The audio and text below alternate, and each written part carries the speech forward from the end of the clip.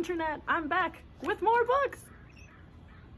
Okay, so it took me like a week and a half, 2 weeks to read this book here, The Compound Effect by Darren Hardy. He's also the founder of Success Magazine, so you know he knows his shit, right? Not because it was like a difficult read. It's very easy, it's very straightforward, it's very intense, but it's very much like, here's what you need to do to be successful. I'm giving you the steps, you just have to follow them, and if you don't, you're not gonna be successful, basically, but in a nice way, of course. So I was just busy and it took me a little bit of time, and I really wanted to give it my full focus, so I really enjoyed it.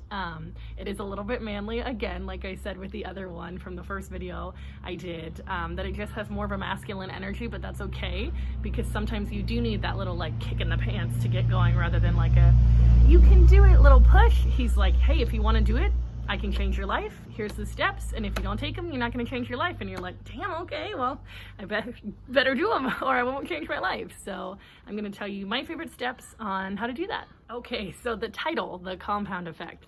Basically what that is, if you don't want to read the book at all and want to just like get an A+, understand what it means, is that you take tiny little steps each day towards an action that all compound into one massive effect that changes your life. The compound effect, basically. He gives a lot of examples of this, like if somebody wants to, lose weight, but they're like really overweight and don't feel that motivation or that drive, or it's really hard for them, or they have like a metabolism issue or whatever it may be, then they start, he becomes their trainer, and they start a little bit each day, and then each day they do a teeny bit more, so it all compounds. And he said, at the end of 9 months, which seems like a really long time, but in the grand scheme of things and life, it's really not that long. And now that person can run like 5 miles and loves their weight and loves running and how it makes them feel. But it all took a long time, compounded those little tiny effects to become exactly what they wanted, the final result of losing weight and being happier. I actually took that one because I don't run at all. I am not an exercising person usually. Although it makes me feel good, makes me sleep better, helps my anxiety, and makes me lose weight, I just don't do it. I think of a lot of reasons why I don't, though. Like, I'm really good at thinking of reasons why I can't exercise. Like, my shoes are too small, or my dog is tired, or I'm tired, or I could do it tomorrow. It's hot outside. I don't really know how to run. I could get murdered. Like, I don't have any headphones. I'm really good at thinking of reasons to procrastinate, basically. So this book was kind of like hey, Rhiannon, why don't you forget some of those reasons and see what you can do? So actually, after reading this book, I started running, and yeah, I'm not great at it, and I'm not running for a long time, but it's tiny little effects that are all compounding into my body feeling better, and to hopefully one day be able to run faster and more, maybe a few miles without being super tired. My dog is loving it because he's a border collie and needs tons of exercise, so he's like, whoa, I got a brand new mom here. And it's all compounding into something great. Again, in this book, he also talks about mindset, that it's really important with where your mindset is at. He talks more about bad habits rather than like changing your thoughts. He does talk about, of course, putting more positivity into your life and taking out those negative people, those negative thoughts, anyone who just kind of like deters you, or anything that deters you from your goals. But when he's talking about bad habits, he had this exercise that I actually really enjoyed and I did for myself. So if you want to take it, now's the time to take some notes here on this video, is that you write down your 3 major goals in life, like your top goals ever. And mine, are private, but one of them is that I want to be a TED speaker, like have a viral TED talk that really helps people out, hence doing these little videos and getting prepared. And write the bad habits that are blocking you from that goal. And I'm like, okay, well, anytime I don't read personal development books, or don't watch TED Talks, or don't write, or don't improve my speaking, or work on any of those things, that's really a bad habit that's detrimental to it.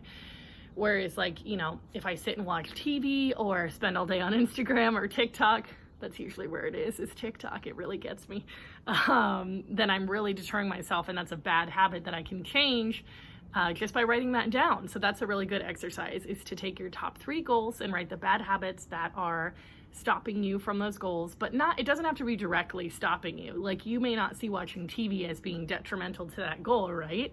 But maybe the hours that you spend watching TV throughout your life could be spent, even taking 1 hour off and working towards one of your goals. And that can really help you, is what he's saying, is the tiny little steps to make it all into one bigger effect. The very last thing I'm going to talk about, and my favorite thing about this book, is that he talks a lot about the habits of successful people. And I mean, he literally wrote and continues to write Success Magazine, and talks about the people that he's interviewed and the people that he's interacted with, which are some of the most successful people in the entire world. And what are their habits? What makes them different? People always wonder that. What makes Steve Jobs different from somebody else? Bill Gates, everyone, all those people. Not that those guys are different. I'm saying what makes them different from other people that just aren't as successful. And it's usually their habits. He talks about them having the tenacity to never stop, no matter how hard something is. And he also talks about something I said in the last video, that they weren't ever sure it's going to work out. They just did not allow themselves to stop if it didn't work out. He says something about, instead of when something doesn't work out, like pushing yourself down and being like, that's it, I'm done, get back up and brush yourself off, because everyone's going to make mistakes and not everything is going to be a success right off the bat. He talks about how the first iPod, I guess, which is something I didn't know, for the first couple of quarters actually sunk Apple's stock and was making it go down, and then it started to catch on. And now, of course, I don't even have an iPod because I have an iPhone, so why would I need one?